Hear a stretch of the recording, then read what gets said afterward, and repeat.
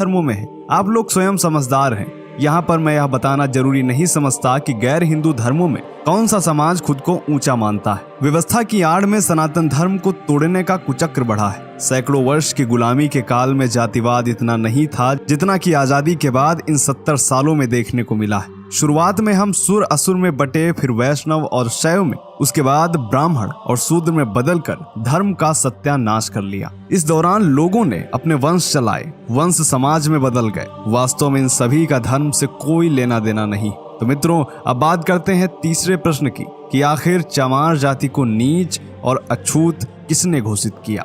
मित्रों, आज के समय में जिनको चमार कहकर बुलाया जाता है, पुराने इतिहास में इनका कहीं भी उल्लेख नहीं। न ही प्राचीन काल में इस शब्द को पाया गया और न ही इस नाम की कोई जाति थी। चमार शब्द का प्रयोग सबसे पहले सिकंदर लोदी ने किया था। दरअसल मुगल आक्रांता जब हिंदुओं पर अत्याचार कर रहे थे, हिंदू धर्म के नाम पर उन पर दबाव डाल रहे थे, तब चमार कहलाने वाले इन्हीं लोगों ने सबसे पहले मुगलों को करारा जवाब दिया था और उनके खिलाफ आवाज उठाई थी। उस समय सिकंदर लोदी ने इन लोगों को दबाने तथा नीच बनाने के लिए इन्हें गिरफ्तार करके चमड़े के काम में धकेल दिया था और उनका अपमान करने के लिए पहली बार चमार शब्द का प्रयोग किया। अब बात करते हैं आखिरी प्रश्न की कि आखिर चमार कहलाने से पहले यह लोग थे कौन। आखिर क्या है चमार जाति का इतिहास। तो मित्रों, सच तो यह है कि हम जिन्हें नीची जाति का कहते हैं और चमार कहकर संबोधित करते हैं, असल में वह चंवर वंश के क्षत्रिय हैं। जी हाँ मित्रों, डॉक्टर विजय सोनकर शास्त्री ने एक पुस्तक लिखी है जिसका नाम है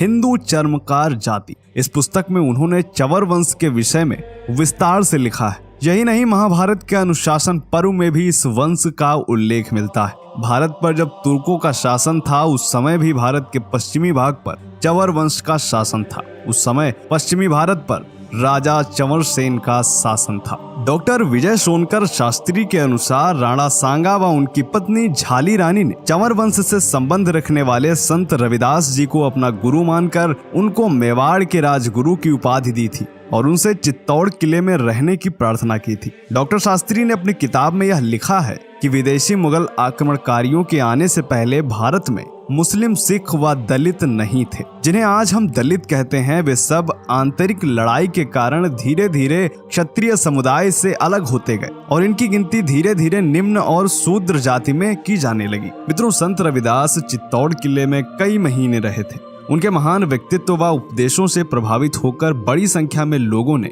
उन्हें अपना गुरु माना था। उसी का परिणाम है कि आज भी पश्चिमी भारत में बड़ी संख्या में रविदासी हैं। यही नहीं, राजस्थान में आज भी चमार जाति का बर्ताव राजपूतों जैसा ही है। उनकी औरतें लंबा घूंघट रखती हैं, आदमी ज्यादातर बड़ी मूछें और पगड़ी रखते हैं। मित्रों, आज भारत में 23 करोड़ के आसपास मुस्लिम हैं और लगभग 35 करोड़ के आसपास अनुसूचित जातियों के लोग हैं। जरा सोचिए, इन लोगों ने यदि मुगल अत्याचारों के आगे हार मान ली होती और मुसलमान बन गए होते तो आज भारत में मुस्लिम जनसंख्या 50 करोड़ के पार होती। आज समय की मांग है कि हम एक बार फिर से भेदभाव भुलाकर सभी सनातन धर्मियों को एकजुट करें और यदि हम ईद की सेवई खा सकते हैं तो दलित के घर का पानी क्यों नहीं पी सकते। विचार अवश्य करिएगा। यह जानकारी आपको महत्वपूर्ण लगी हो तो अपने दोस्तों के साथ भी शेयर करें। मिलते हैं आपसे अगले वीडियो में, तब तक के लिए जय हिंद, जय भारत।